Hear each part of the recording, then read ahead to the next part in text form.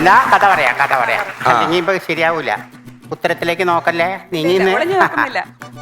എന്നാ പിടിച്ചോ കഥ. ഭൂഗോളത്തിന്റെ സ്പന്ദനം കണക്കിലാണെന്ന് വിശ്വസിച്ചിരുന്ന ചാക്കോ മാഷിന്റെ കണക്കുകൂട്ടലുകളെല്ലാം തെറ്റിച്ചുകൊണ്ടാണ് മൂത്ത മകനായ തോമസ് ചാക്കോ നാടറിയുന്ന ഒരു ഗുണ്ടയായി മാറിയത്. ഒടുവിൽ അയാൾ മകന് പകരം പായ വയ്ക്കുന്നതാണ് ട്രെൻഡ് എങ്കിലും അതിന് പകരം അതിൽ നിന്ന് മാറി ഒരു 18-ാം പട്ട തെങ്ങ് വെച്ചു.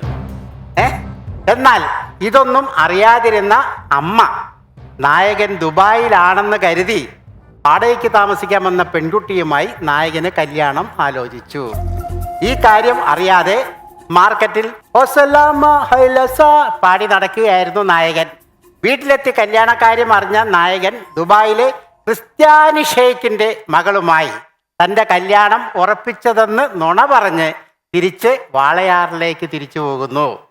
നായകൻ തന്റെ ബുദ്ധി ഉപയോഗിച്ച് പാൽവണ്ടിയുടെ അടിയിൽ ചന്ദനത്തടികൾ വെച്ച് ചെക്ക് പോസ്റ്റ് കടത്തി പോലീസിനെ കബളിപ്പിക്കുന്നു. ജീവിതത്തിൽ പ്രതിസന്ധികൾ തുടരെ വന്നപ്പോഴും അതൊന്നും കൂസാതെ നായകൻ ഗുണ്ടയുടെ കല്യാണത്തിന് പോയി പാട്ടുപാടി ആസ്വദിച്ചു കൊണ്ടേയിരുന്നു.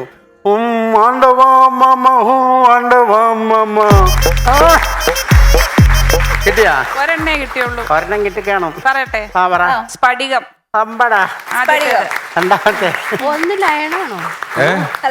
അല്ല, ലയൺ പോലത്തെ വേറൊരു പടം. അതുപോലത്തെ അല്ല, ആള് ഹീറോ ഒരാളാ. ദിലീപേട്ടന്റെ ഫിലിമാ? ദിലീപേണ്ട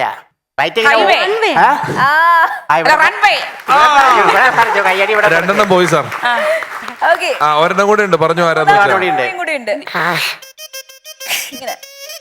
ഓ അണ്ടവാമാവാ ഓ അണ്ടവാമാവാ. ഒന്ന് കിള്ളുന്നുണ്ട്, ഇച്ചിരി വികാരം ഇടാമോ? അന്യഭാഷയിലേക്ക് പോണം.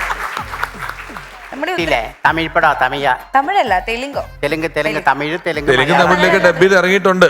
പൂവിന്റെ പര്യായ പദം. അതിന്റെ പേരിലുള്ളൊരു വിമാനത്തിലാണ് രാവണൻ സീതയെ തട്ടിക്കൊണ്ടുപോയത്. സ്ത്രീകൾക്ക് രാവണൻ സീതയെ തട്ടിക്കൊണ്ടുപോയ വിമാനത്തിൽ.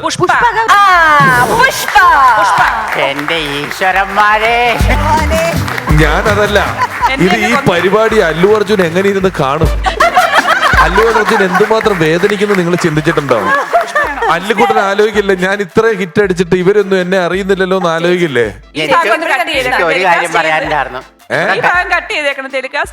ഇതേ ചെയ്യൂ, ഭാഗ്യമുണ്ടെ അവൻ ഇതെടുത്ത് പ്രൊമോയിലിടും. എനിക്ക് ഒരു കാര്യം പറയാനുണ്ട്. ഇവിടെ കല്യാണം ആലോചിച്ച പെണ്ണില്ലേ, ഇപ്പൊ രക്ഷപ്പെടണമെങ്കിൽ രക്ഷപ്പെട്ടോ.